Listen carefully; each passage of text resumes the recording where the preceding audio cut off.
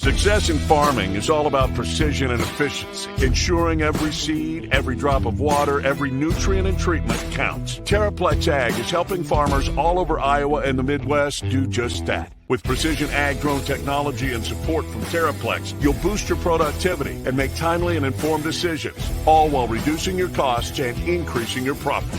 It's time to revolutionize your farming. Harvest the benefits with Terraplex Ag. Visit TerraplexAg.com.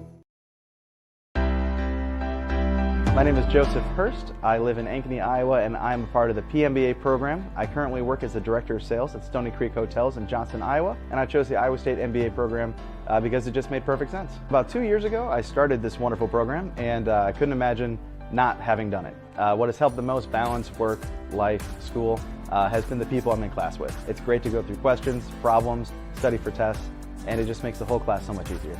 As a working professional thinking about doing an MBA program, I get night classes aren't everybody's dream. I get after a long day of work, you may not want to go do more, but it's worth it. You're going to learn a lot, not just from the professors in the program, but from the other students. They come from all walks of life. They are from different age groups. They're from different companies. They're from all kinds of different backgrounds. They've got all kinds of different stories. And after 2 years, I've made some of the best friends I've ever made, learned the most I've ever learned, and I can't imagine what we're going to do after we're done. I'm Chris Williams from Cyclone Fanatic and a proud Iowa State graduate from the class of 2007. No one shows up like Iowa State fans. And Cyclones support Cyclones on and off the field. Your gift can provide scholarships to students, fund groundbreaking research. We could even drum up opportunities for the marching band. Visit MoveWhatMatters.com to learn how you can make an impact today.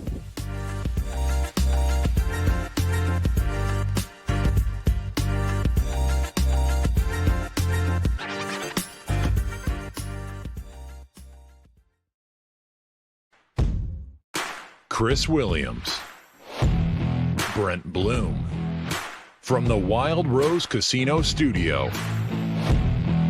It's Williams and Blum, presented by Mechdyne, on the Cyclone Fanatic Podcast Network. What up? It is Wednesday, the 12th of February, 2025. Iowa State rolls Central Florida on Tuesday. We'll talk about it all here. And we'll even start to really look ahead to Cincinnati. That's, I guess, where my mind is mostly at today. Looking forward to that. We are presented, as always, by our friends at Mechdyne, the Mechdyne Corporation, enabling discovery. Check them out at mechdyne.com. MECHDYNE.com. Snow day. I think I'm going to indulge in some Cody Road bourbon later today. I'm not going to do it. We're recording this at like 9:30 in the morning. That seems problematic. I got the kids at home. Hey, kids, bring Dad another glass. Yeah. But no, snow days are good for whiskey drinking. The biggest question is, Bloom, are you going to shovel off your driveway, or are you going to pay somebody? So, I'm honest on this podcast, right? The Anderson already did it for you, didn't he? No, it's not done yet. Like, I just had to take the trash out, which the trash still comes even though there's snow on the ground. Yeah. Which is good for the trash guy. But anyway, so I was disappointed it wasn't done yet. I paid the neighbor kid last night to do it, and he hasn't done it yet. Well, it's still going to snow more, so. So maybe he's waiting for the climax of How the much snow. you pay that kid? I think I gave him like $25. I'd pay him that to come do mine. It's the kid across the street, the Iowa State fan. How's he do? Does he do a good job? Yeah, does a fine job for $25. Yeah, I already got the old snowblower fired up. Put the air in the tires yesterday. I don't know if I was looking at the snowblower yesterday, and it was like buried among all the We Will boxes. And I was like, I'm not getting that out. I'm paying a neighbor kid. With that. I'm paying a neighbor kid. Plus, it's so weird to be like middle of February and be like, oh, I got to get ready for winter. 100%. Like, I'm not. Just skipping it. I'm this over. year. I'm just skipping it. I'm outsourcing. I'm outsourcing the snow blowing. That's smart. All right, lot to get to today. So clearly, Iowa State with the winner on Tuesday, which was big. We thought that this game was I don't think UCF's very good, but it's still Strange a road team. It's Yeah. still a road game against a team that has won games that are difficult. And I also didn't necessarily know, because their game plan was so weird the first time these two teams played, that I thought it might be a bit of an anomaly as to what the matchup actually looks like. You didn't have Momcilovic last time, did this time. Like, there was just it felt like a totally two different like teams. But Iowa State was very workmanlike, and that just a really solid all around game. Brent, where it does feel like, and I think you're going to get one on Saturday, Iowa State is getting a lot of these like desperate teams that are, it's just the way the schedule is falling this year. And it obviously, when you're in the top 10, people kind of circle it as an opportunity. Cincinnati's now won 3 in a row, and I this is kind of like the, oh, well, if we could get this one at Iowa State coming up on, right? Like, you keep falling into these spots, and Central Florida had lost 4 in a row. Great crowd there last night. Yeah. And Iowa State just, every time it got a little sloppy or Central Florida would make you think that they got a shot here, Iowa State just responded really well. So that's a really nice quad 1 win. And it did matter. Iowa State goes from 10 to 7 in the net rankings overnight.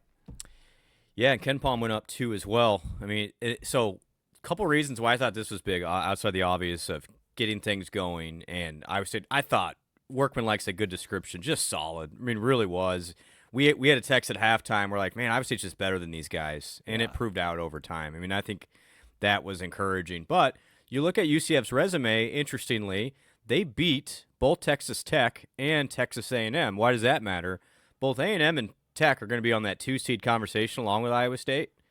Iowa State just swept UCF, but beat them twice. By double digits both times. So if that, again, that would be like a deep, deep tiebreaker there, but it could matter in some context. And then the other part of it is that's going to become a factor, and I'm going to keep beating the drum just in case somebody notices. Iowa State is 16-1 with Momcilovic and 3-4 without him. I mean, that is there's a direct correlation there. That should be considered by the committee. They do this. They have the ability to look at injury situations throughout the year, and it's clear that Iowa State is a different team. You know, whether it's statistical, just his production, we realize it's more than that. Iowa State is just better with that guy, and I think if it becomes that down to that conversation, Iowa State should get the benefit of the doubt. And now you're 2-0 with Milan, and you can line up a few more ones. I think the Cincinnati game's interesting, though. They're playing better. And that's a team that at times was in the top 15 this year in the KenPom. Yeah, no doubt. They were kind of one of the enigma teams, I thought, going into the Big 12 season. We did a whole pod segment on is Cincinnati any good? Yeah. And I still don't really know. I don't know. We'll dig into that more from last night's game first. Yeah. The story, I think, around water coolers today would be Heisey and Chatfield's production. Awesome. Which was really when Milan was out. There's so much depth to this conversation, and I am not going to spend like the Demarion Watson thing. It's borderline driving me crazy now, and I like Demarion too. And You're too in the weeds, buddy. Yeah, like I really want what's best for him, and I appreciate his work at all that stuff. He's a great teammate. There's part of me that it's driving me nuts though that you win these road games and you're 10th in the country and you're playing for a 1 seed really, and the only questions I'm getting in post game is why Demarion Watson isn't playing more. And I thought, listen, in whatever I thought we had a really good discussion about this on Sunday's show. If you guys didn't listen to that, like in fact, I got a text last night from somebody, and a friend of mine said I was one of the loudest Heisey haters. But your point was so spot on that he was a broken puzzle piece with Milan out. Now that puzzle piece is back together. Exactly. Like, that's a great way to put it. Yeah. And I thought the last 2 games, like he's the same guy he was before Milan went out. Yep. And yep. So fun. Like he just plays his ass off on defense. Made a couple shots last night. It's less about that for me. That's a huge bonus if he steps. And I also think there's this farce out there that Iowa State brought him in to be like this sharpshooter off the bench. Like, no, that's not.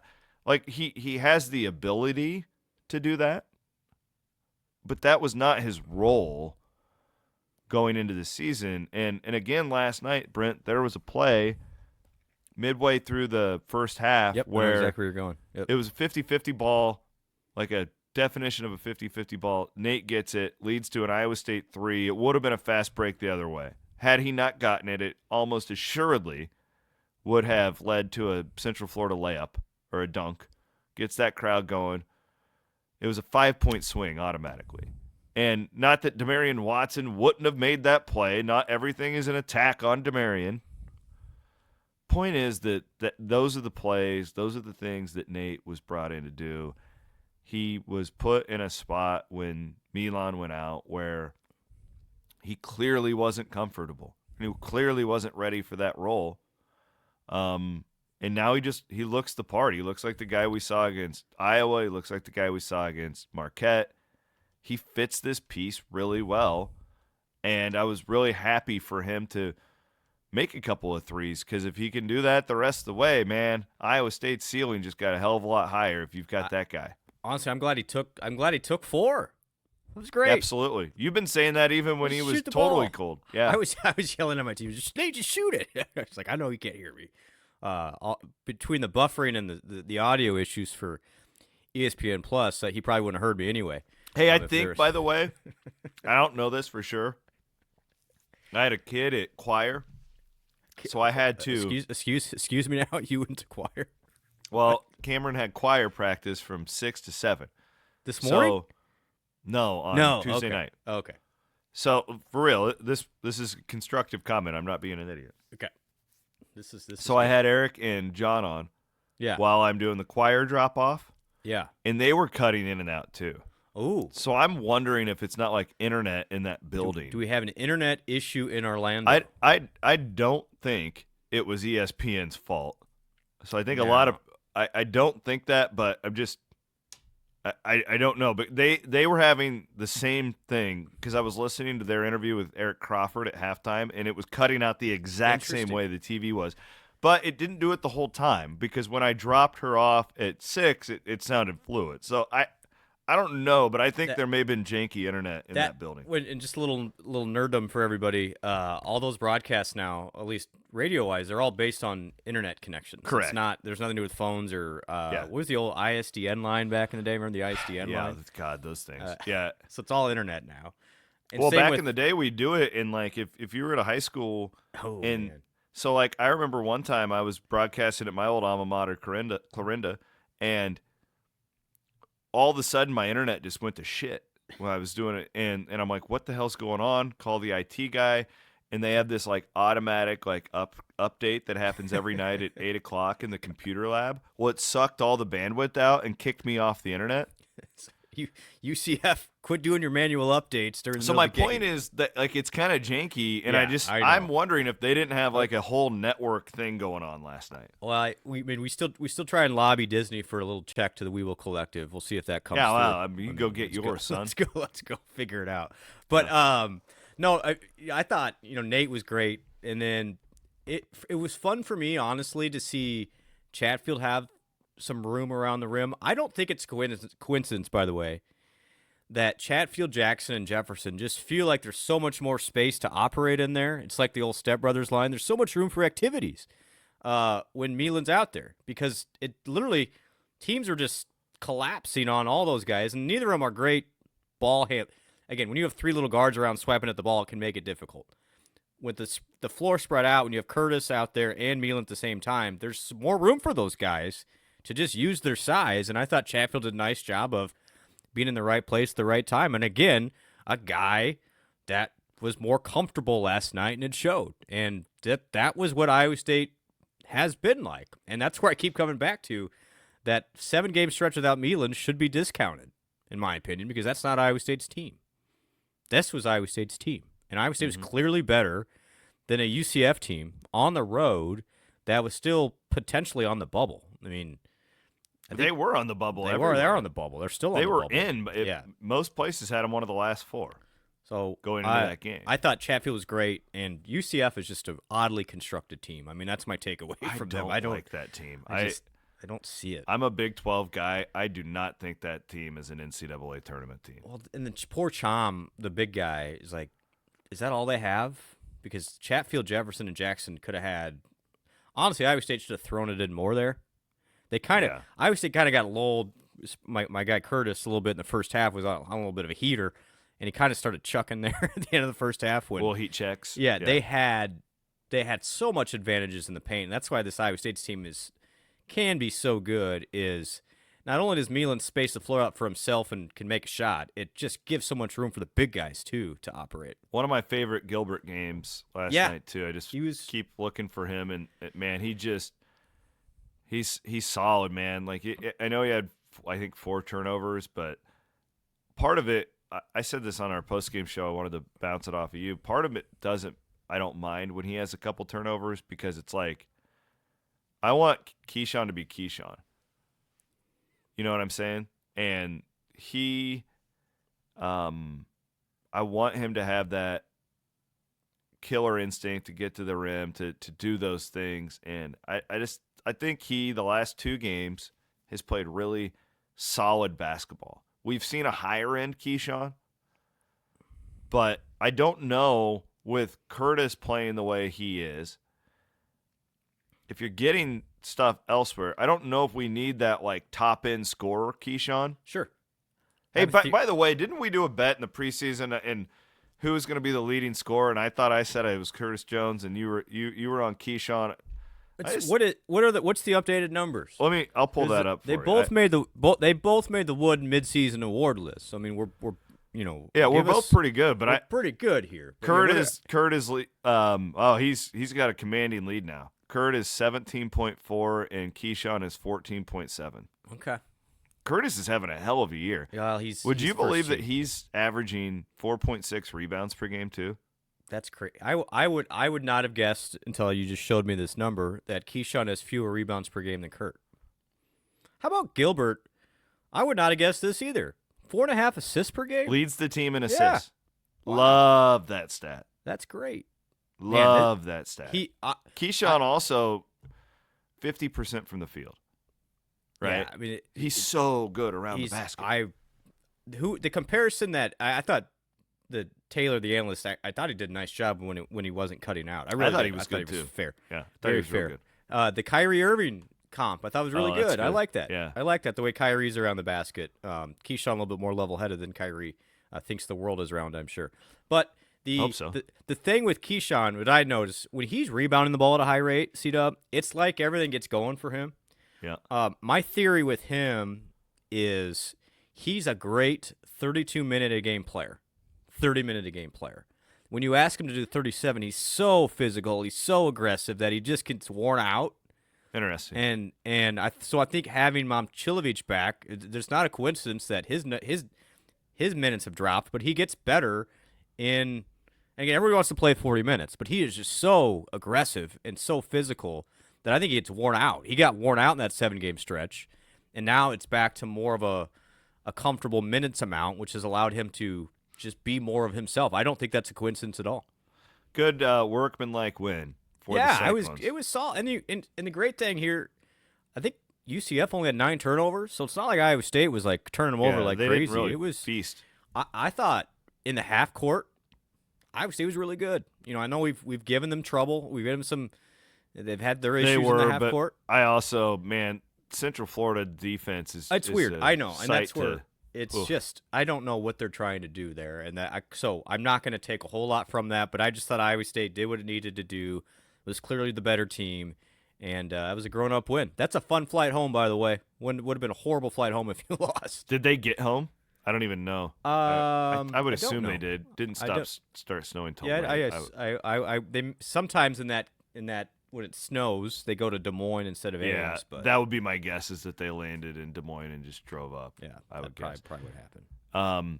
We'll get to that Cincinnati game because you're not playing a soft defense on Saturday at Hilton Coliseum. Iowa State will be tested in that capacity.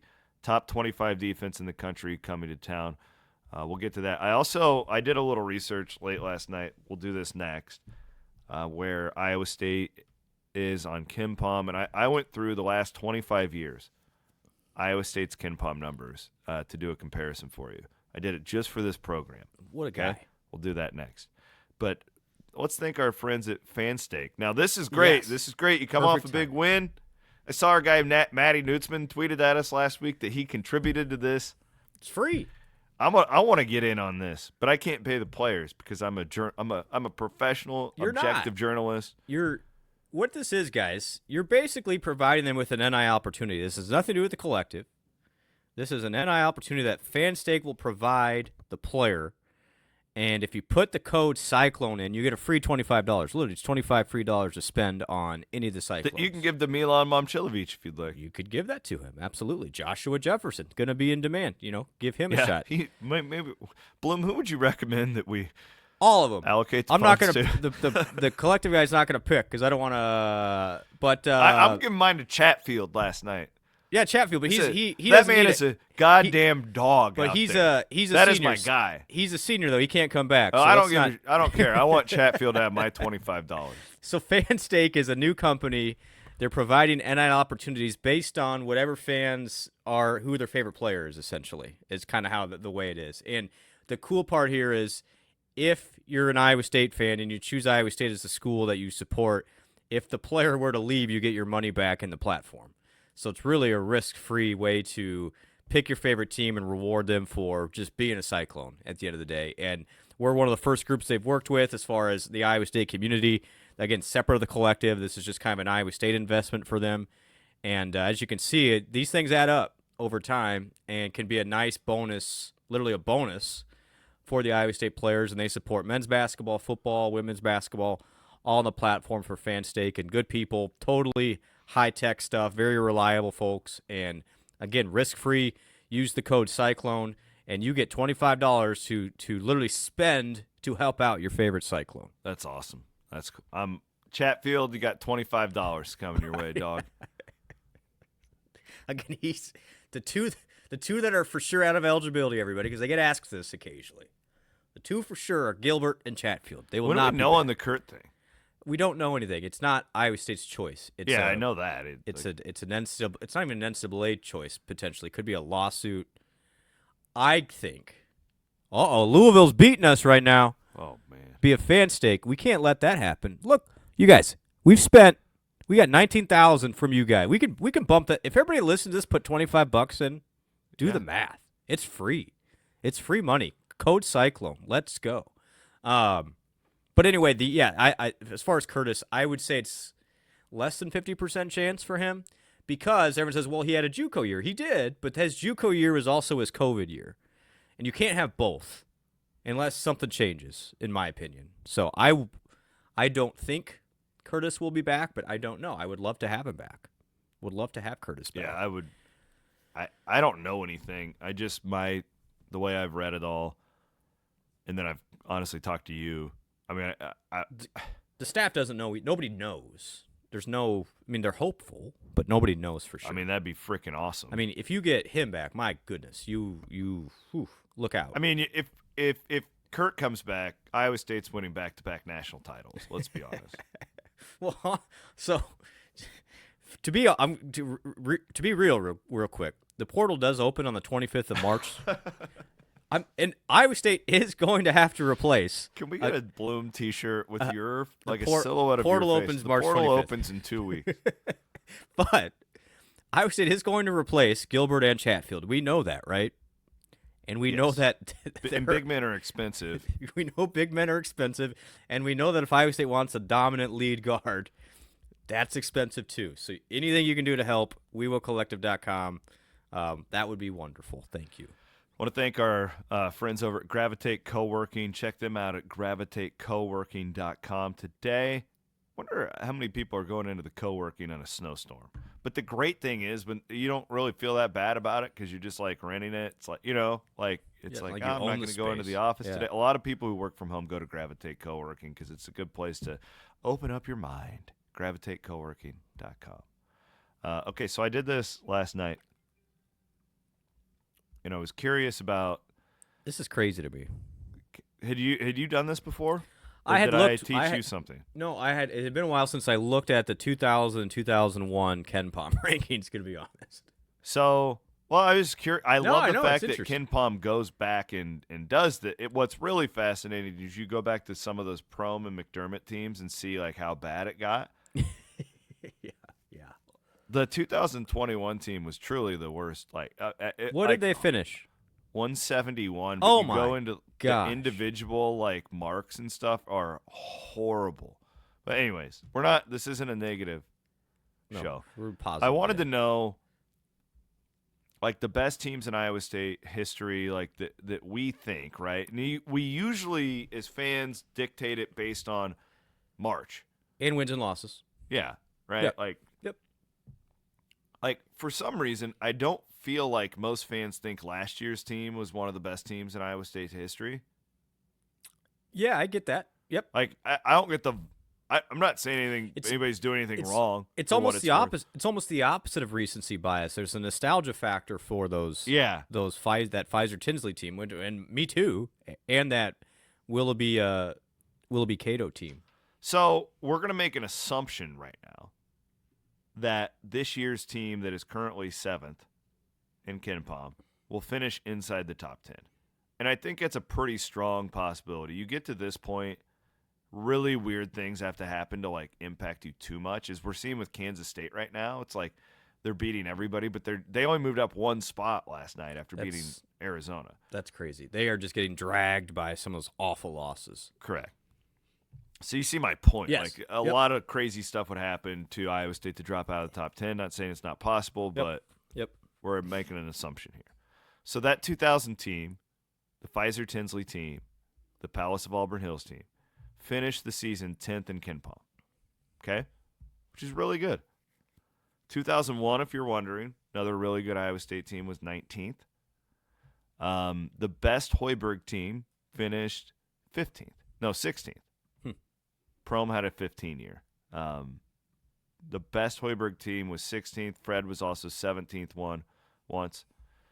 TJ Otzelberger's been at Iowa State for 4 years.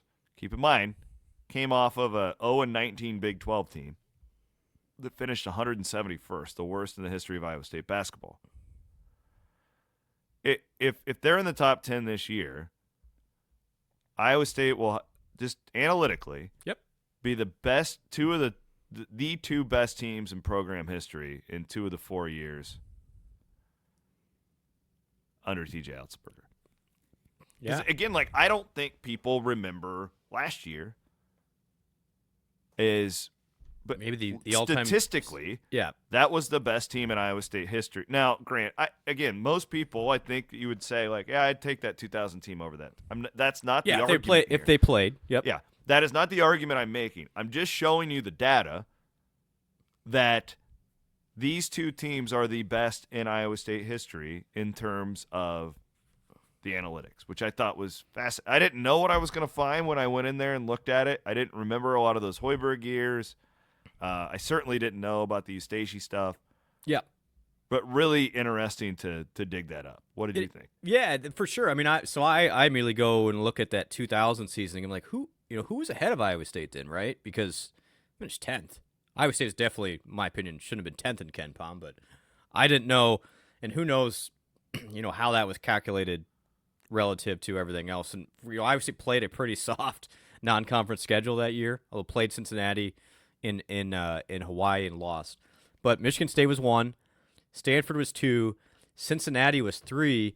People forget that year Cincinnati lost Kenyon Martin in the Conference USA tournament, and so that greatly impacted their seed. Conference USA. Yeah, it's crazy that they dropped. They were probably the best team in the country. He gets hurt.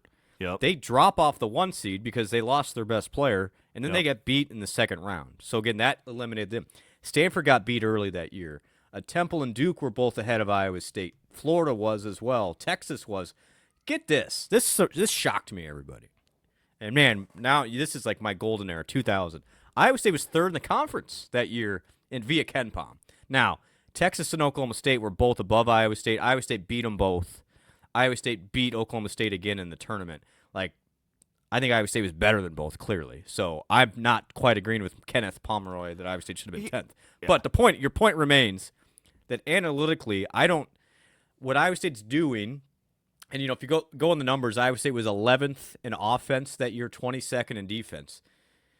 We think of that team as really tough-minded. TJ's last two teams have been way better defensively than that team, just pure numbers-wise. And again, that team was tough as blank when it needed to be and won everything close. That team won everything close. And so I think we have this, we romanticize that because they did. They run everything when it mattered. And I think there's something to say about that. And they never lost at home. And then the other part that this is a compliment to TJ. This is 100% a compliment. TJ, because he's really smart and he's 6 steps ahead, has manipulated a lot of ways the numbers. No doubt. I mean, they're smart.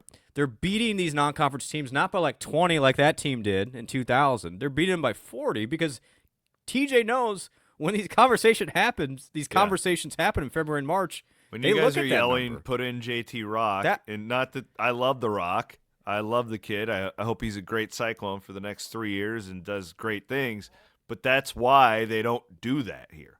And that's where I'm like, so absolutely, TJ has used the numbers to his advantage here. So, I mean, the data is the data. Like, I'm a big data guy. When Larry Eustachy's the head coach, this didn't exist, by the way. No, this is Nobody was asking Larry Eustachy about KenPom in his press conference. And KenPom, so I would like to know for sure. It's not like it didn't exist. What they did is they took all the data from all those games. Yeah. And they put them back in the computer, and it spits it out via what the results would have been. But yeah, totally different era. It's hard to compare, but at the very least, it's super fascinating that those two teams that were considered the best 2-year era in Iowa State history, 2000, 2001, would have been behind, analytically, this team. Do you these last 2 years? Yeah, again, the reason I did it is more I was just curious to think, like, this has to be the best, like, run ever. But then you go back and, like, people will and I wasn't really around then, so I don't really know, but man, like, this just feels really different. It feels at least like from where I sit, and I'm guessing not the majority of fans. The majority of our listeners probably were around in the 2000 year, but for a lot of these young people who are listening, it's like I just wanted them to know, like, yeah, God, this is really not good. Normal. This is awesome. Well, and then the other thing is what that era proved, and I don't mean to be a downer because I'm again Mr. Glass half full. Just because you have success doesn't mean it's going to last forever either. You know, like yeah. Like no, that team. If you go, Aiden, put that graphic up again. You have a 2-year run where you think Iowa State's a blue blood. Iowa State is turning into. I mean, Eustachy's turning down Louisville, who was a monster at the time, and then look what happened. Right, like it went sideways, and then it got ugly. And you really didn't make a tournament until Wayne Morgan got you there. Yeah, and that was a 1-year deal. So how about here's a stat I pulled out last night. Iowa State did not win a true road game from February 2001 to February 2005. There was a 4 years. That's Iowa crazy. State didn't win a single road game until Jared Holman, Tashid Carr in Texas in 2005 ended what a it. day. Tashid spiking the ball on the stomping Longhorn. on the Longhorn. Yes. Gosh, that guy was ahead of his time. He really was. But TJ now, in less than 4 years, has won 17 true road games. 17. I remember when we were in college. It was hard to win a road game. You didn't. You just assumed it didn't matter what the records were. We're losing that game. Yeah, Wayne's first team was didn't they go undefeated at they home? Did, and they won like lost one every road game. Yeah, maybe. It was, I think they lost them all. And then the old Johnny Orr, like, go look at Johnny Orr's. Like, I love Johnny. Go look at his win or home but road. Iowa splits. State fans value the home court so much because of the pride. Yes. Like, I had one guy respond to my tweet about these numbers, and he was like offended because Iowa State lost to Kansas State 2 weeks ago. He was just offended that I would even put this team in that. Well, that well, like that team never disqualified. lost at home to a Kansas State team. It's true. And it's just like, which is great. It's why Hilton's so great because of that pride level. But it also, if you were to ask most people about Johnny Orr, and there's nuance to all this. So Orr made the program legitimate, right? There's all this stuff from the doldrums. Wins and losses don't tell that story, and I get it. But you would think Johnny Orr was like Mike Krzyzewski based on how some people talk about it, and it really wasn't that. This is the best stretch. Even TJ's worst team went to a Sweet 16. And that was a team that was scoring in the 40s half the time. So, and this is what's exciting and it's a good learning experience of, man, you think this is going to continue for a while, but you got to keep pushing though. You can't just think that obviously it's there, because we know better. We've seen this before where it's not always just going to happen. Felt like that with Fred there for a while too. Yep. You know, man, they just keep getting this DeAndre King guy's coming in, and then this, you always have these guys, and then all of a sudden, man, you're 0-19. Well, that's the thing is everybody else is trying to tear you down. The Texas Tech story this week that they spent $10 million on the transfer portal is an eye opener. Yeah, definitely. Didn't shock me. No, I knew that all along, but I was like, that's what we're up against, everybody. At least it came out publicly. And man, some of those quotes by the GM was crazy to me. I reported that to the premium subscribers about 3 weeks ago for what it's worth. One thing I wanted to mention though, because I think this is where it's also interesting to me. Eustace, who is the GOAT, we love Larry, the GOAT. He was only here for 5 years. TJ's in year 4. He's going to be, and Tim Floyd was only here for 4 years, right? Hoiberg was only here for, I think, 5 years. TJ is pushing on longevity too. He'll be right in that wins. Yeah. Oh, no doubt. All-time wins coming up. You think, he still feels newish, but TJ is creating this thing is for the long term. If you got to keep pushing though, and that's where it comes. I know we joke about the portal, but I'm serious. You guys, TJ is going to be on all of the short lists. Here's the win loss. TJ is climbing quickly. Look at that. So he might catch Prom this year. I'm shocked that Prom's still ahead of him. Well, Prom finished at 500 even. Yikes! With all those. Is this? Wait a minute. Is that just Iowa State wins? Yeah. That has to be career. No, that's just Iowa State. Okay. Prom won that many games?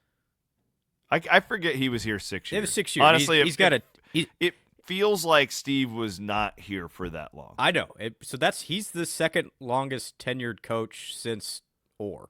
Yeah. Or the longest tenured coach since Orr. It feels like he was here for 3 to 4 years. So I was wrong. Yeah. So the point is, out of that number, TJ will catch. He should catch Prom this year. He's going to catch Prom, and then he'll catch Larry early next year, and then Fred he'll pass. He'll be the 4th winningest coach of all time next year. Yeah, in year 5, which is nuts. But my point is, Indiana just let go of Mike Woodson, right? The reports came out already that TJ's going to be on their short list. TJ's not going to the Indiana job, but he better feel like he can win a national championship here, and he does. I've talked to him about this. But you got to keep pushing, right? You can't just say, oh, well, he's gotten close, so we're going to be fine. It's unfortunately, it takes investment, continued investment, and that's from the top down. Administration down, if you want to have a blue blood program, you got to treat it like a blue blood. And, the whole what we do more with less thing is fine, and it was nice of them to comment how TJ puts together a roster. But it's a whole lot easier if you have some expendable income that you can not have to do more with less. Well, it's kind of like everybody's life in general. Everybody says money can't buy you happiness, right? Well, I get it. Yeah. You're right, but it's kind of nice if I don't have to live paycheck to paycheck too. It kind of makes me a better dad because I can go. I'm not stressed out all the time. Well said. Yeah. It'd be nice to not have all that debt. Iowa State doesn't have debt. That's a bad. No, but I think people understand the comparison. Yeah, what I'm saying is TJ will be a target, and he's not going to go anywhere. But we're talking about you have the most successful football coach in program history right now. And I think TJ is on his way, based on those numbers, to being the most successful men's basketball coach at the same time. I think TJ will be here soon, maybe in a year, maybe in 2 months. I think I do. I think Matt Campbell is the best coach Iowa State has ever had in any sport. I agree with that. Just the consistency in which they've been able to keep it is why I say that. Yep. And again, I think TJ after this March will be in this conversation. Okay, I think TJ to a man would agree. Like to do what Matt has done, the consistency in which they have done it, a graveyard is what everybody says, and I don't blame them. If you look at history, I think Matt Campbell is the best coach Iowa State has ever had. Agreed. Okay. I didn't think it was a crazy statement, but Nope. You know the history better than I do. I appreciate the older I get, I just appreciate consistency and longevity and all more so than I do peaks, right? And I didn't think it was possible. There, you guys could go and I know I've said it on these shows. I didn't think Iowa State would ever play in a Big 12 championship game in that round robin. Did it? It just ever. And they're probably like, okay, so let's look at next year. The goal will be to win the Big 12 championship. Let's be honest, they probably won't. It's really hard to do, right? Yeah, maybe they will. I think they're one of 7 teams that can.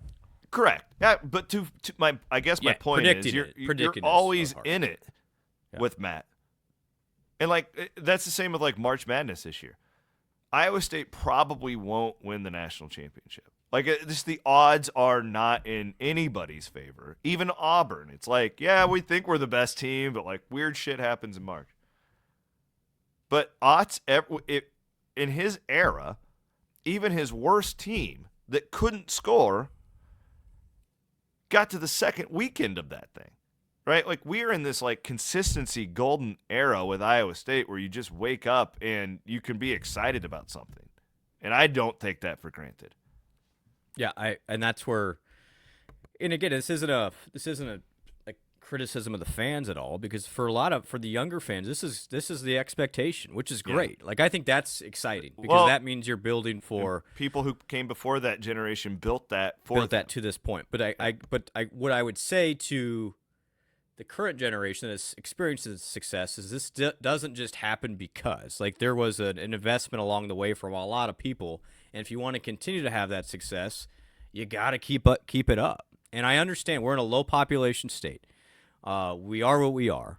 But like Bill Feather says, just don't apologize for it. Do something. Lean into it. Yeah. And that's where I'm at.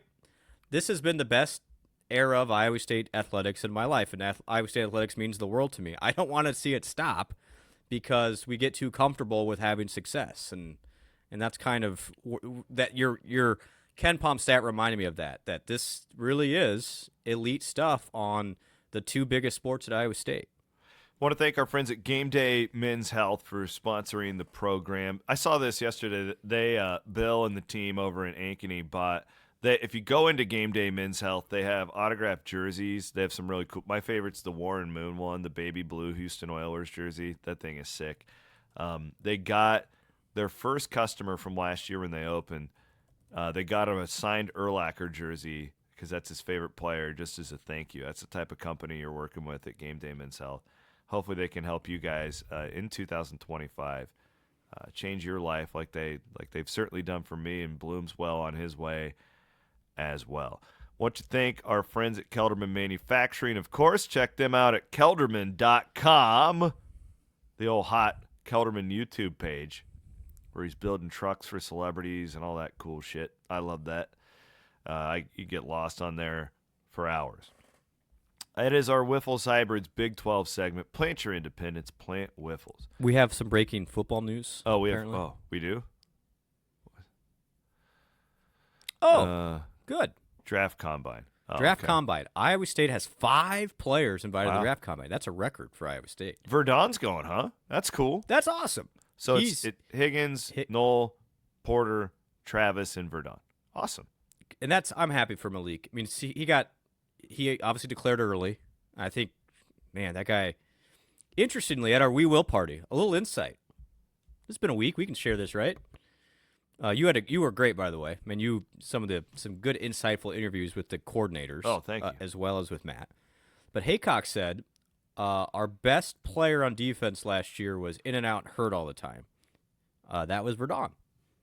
So I thought that was interesting that they considered him the most valuable part of that defense. He also, I tell you, dude, if you go over the last 3 years, the games he hasn't been in compared to when he's out there, it's a night and day. He's gonna be one of those guys that's gonna be in the NFL if he stays healthy for a long time, and you're gonna be like, oh yeah, that guy was really good at Iowa State. I mean, he is a freakish athlete, and by the way, an outstanding human being. Like just a really good dude. And his brother's coming. His brother's now a Cyclone, so I'm big team Verdon. That's like great. Those guys. That's great. Happy for 5 him. guys in the combine. That's cool. Great. Yeah, and then Jalen Travis has another one of those stories where that guy, time has passed. That guy turned down 4x the offer that we gave him, going to be honest. But he wanted to come to Iowa State because he liked it and he liked the coaches. And he bet on himself because he knew he would come in here and start and make the NFL. And it's a great story. That's what Iowa State is selling all the time to these guys. It's like, listen, we know we can't pay you. We wish we could as much as somebody else. But come here, bet on yourself, make the NFL, and then you're going to get paid. And Jalen Travis, another great example of that. Happy for that kid, too. Wiffles Hybrids Big 12 segment. I hope you guys have been betting on Kansas State. Unbelievable. This is not a gambling show, but if you've been listening to this show for the last 3 weeks, you've made a lot of money. They did it again. They did it again. I'm telling you, the analytics have not caught up to, or the Vegas is not zeroed in on this yet. They're going straight off of what the analytics say, and the analytics are not recognizing that Kansas State arguably is playing the best basketball in the entire league right now. There was a stat, one of the data guys, I think it was Evan Maya, said in the last 2.5 weeks they're the number one team in the country. Yeah, it doesn't surprise me at all. I mean, I know they're the best in the Big 12 during that time. That doesn't surprise me at all. Doug McDaniel last night was unreal. Unreal. He had a move on the big guy to kind of put that game away that was just filthy. They're playing really good. And again, I'm tipping my cap. I'm tipping my cap to Jerome Tang to getting those guys to play hard finally. Impressive stuff. And who do they have next? So, I'm telling you, they're going to be a dog at BYU. Yeah, but huge Saturday. win for BYU last night. Holy smokes. West Virginia going the wrong way. Yeah. So BYU is now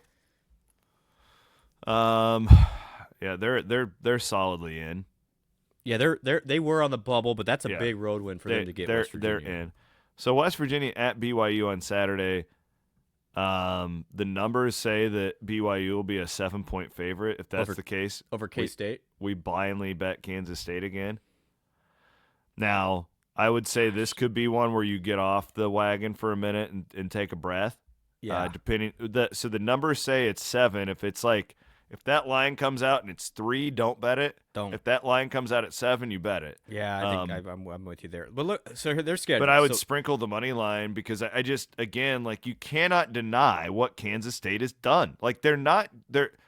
They're convincingly beating really good teams too. That's the thing. They're balanced. They're making shots. They are really playing good. Great. I mean, he has done a hell of a job. I don't know how it happened, and I guess the question I would ask is how did it get so bad early? By the way, because they always had the players, but that's another story. But you look at their schedule. Aiden, pull that up real quick. Sorry, I should talk over you. BYU, okay, underdog, but then they'll be favored at Utah. They'll be favored against Arizona State. They'll probably be favored at UCF. They'll be favored against Colorado. They might reel off another 4 out of 5 here before they play Iowa State, and that's a monster game on CBS against the Cyclones on March 8th. That'll be one of those games again, C-Dub, where they may need that as the last thing that'll get them over the hump. It's going to be nuts. It's going to be nuts that day. So good for them. It's honestly good for the Big 12. I know that's we give Tang a hard time, but if we can get a 9th Big 12 team in there, that's great compared to the seemingly 27 that the SEC is going to have. Well, that and it's like a real team. Like if Central Florida gets in, I don't feel like they can actually do anything. Correct. You put Kansas State in as a 7 seed, and it's like they could be a 2 seed in the second. I don't want that team right now. No. So the BYU game, that'll be one of the best games of Saturday, I would think. What time's that one? Let's get the pull up the old schedule, Aiden, if you don't slate. mind, for Saturday's games. The whiffles for we my can friends plan at out Whiffles. we can plan. I got a 10-year-old birthday party on Saturday night. Oh yeah, Cammy's 10. Cammy's turning 10, man. Oh my goodness, double Isn't that digits. crazy to think about that? She's turning 10. I remember my 10th birthday party. Did you have a 10th birthday party? Do you remember it? Probably. We're probably in like a Ghostbusters car or something like that, I would think. You know what's funny? Again, this is not my elitism coming to play, but I do remember it. My 10th birthday, my twin brother and I, my parents rented a limo for us. Oh. And we picked up all of our friends in the limo. So that sounds like something you would do. One of the coolest days of my life. All right, hold on one second. I'm pulling up the schedule here for Saturday. So we got Cincinnati at Iowa State. We also had the Daytona 500 on Sunday, FYI. So this is a great day, Brent. This is a great day. What do we got? Houston at Arizona, 1 o'clock. That's tasty. That is delicious. Iowa State. What time's Iowa State? First of all, Iowa State is at 3 o'clock. Okay. So Cincinnati at Iowa State, 3 o'clock tip. So you could watch both of those. Yep. You're going to Johnny's. You know, you're sitting at Welch Ave, and then you're gonna have to miss the end of the. You might have to miss the end of the game. Yeah. To get to Hilton for tip. West Virginia at Baylor is 1. You've got Texas Tech at Oklahoma State. Central Florida at Colorado. No. But this is the one we circle. Kansas State at BYU, 8 o'clock tip. ESPN Plus. Yeah. Of course. King McClure on the call. And then Kansas is also at Utah for a late Chucky night. Kemp coming at you. The ESPN manipulation of certain fan bases in ESPN Plus is like, it's one of these things that it's so funny to me. It drives Iowa State fans. I don't know what I get more bitching about, Demarion Watson's playing time or ESPN Plus. Whatever it is, you combine them both, and that equals the amount of questions I got about Omaha Baloo last year. Because that was the hottest topic of That's all still the time. all-timer. Yeah. But the Iowa State game is on ESPN or ESPN2. Have we decided what main channel that is on yet? It says ESPN2. ESPN2. Okay. So you don't have to worry about that, everybody. Don't have to worry about that. I'm no impressed. more ESPN Plus on I'm Saturday. impressed how many people must have ESPN Plus though. So kudos that their plan has worked. They have hook, line, and because there's no way to watch Iowa State without it. Correct. So That's why they put us on it. there. Yeah. And I guess too, we're from an era when we were in college. You just didn't watch the games. Sometimes most of the games weren't on TV. I talked to a class yesterday, because I get invited to be a guest lecturer and you don't. I'm not respectable enough. I'm joking. They do not want those kids learning from me. But he says F-bombs. He's I not told objective. the class. I said, class. In 2001, only four. So they bring the bag man in, but not me. Very reputable journalist here. Yeah. Class, the 2001 football season, only 4 of Iowa State's 11 games are even on TV. And Iowa State won 7 games that year. They're like, what? Games weren't on TV? I'm like, yeah. Games were. Now they're watching them on their phone. They're on their radio. You had to listen to the radio. It's mind-boggling to think about like how that used to be, but that's why I don't bitch about it. I don't either. I'm I can wait a minute. I can stream this while I'm taking my daughter to dance. Choir, right? Yeah. Like, this is great. Oh, the women's game, I get all the wrestling. This is awesome. I watch South Dakota State games religiously because Hendo's my guy. I can watch every South Dakota State game on my phone. Yeah, it's phenomenal. It's oh my God. Modern world problems though. I get it. But Cincinnati, ESPN2, and this is tricky. I mean, you look at these Bearcats, and they're playing better.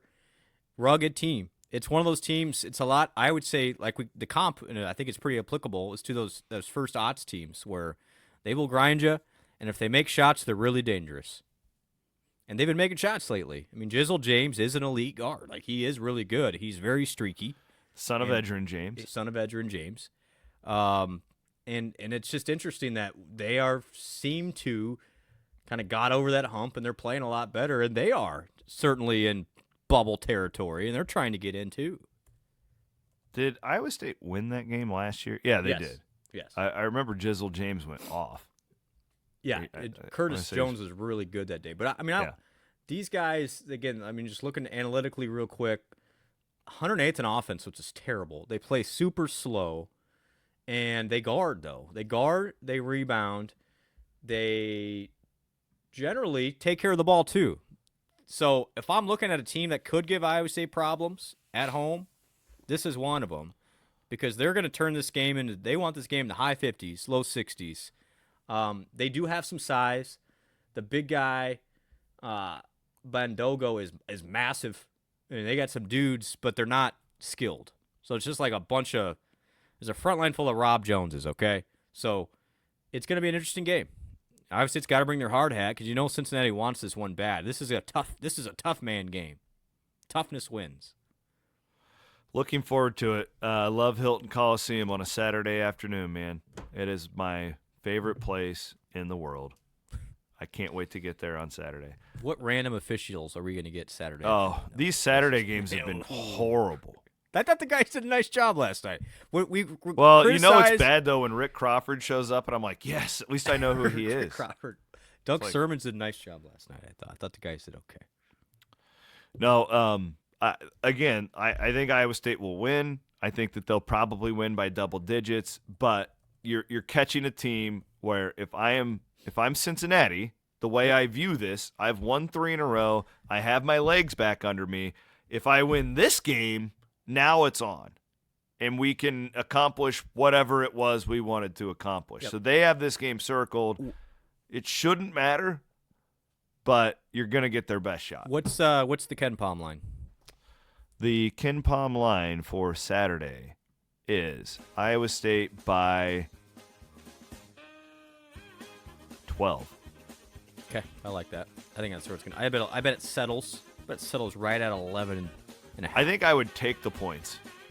You would take Cincinnati in that case? At that number. I would keep an eye on the over/under for that game. Yeah, I guess I just said I think Iowa State will probably win by double digits, but that just feels like a lot of points against that team. It's gonna be a battle in there.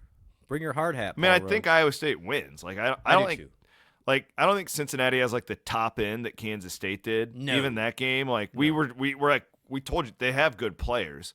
It's just like when are they going to show up and do it? Like Cincinnati has okay players. They're good, but they don't have a nice player. James is a nice player. They don't have like the top end dudes. They're gonna need either a slugfest where Iowa State struggles. Correct. Iowa State's 4 of 20 from 3. Yep. It's gonna be one of those games, or Skillings and James have to just have an out of body experience. That's kind of the two ways that they can, or they turn Iowa State over a bunch, which we've seen Iowa State be careless.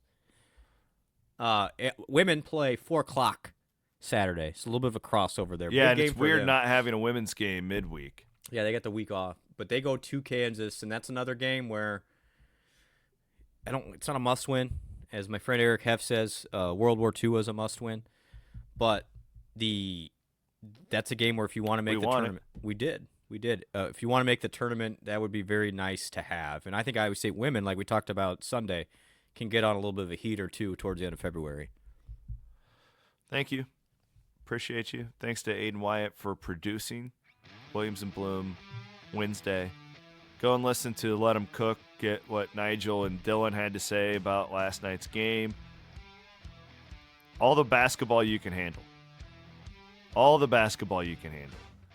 have pregame on Saturday from Hilton Coliseum at 2:30. Do postgame right afterwards, and that'll be a busy day with everything going on at once. For Brent Blum, I'm Chris Williams. Williams and Blum, Sunday. It's going to have to be around the Daytona 500, Blum. You're scheduling around Daytona on Sunday. Is Juan Pablo still racing? No, Juan Pablo's, he got out the game. Okay. We'll see you guys on Sunday. Later. Cheers.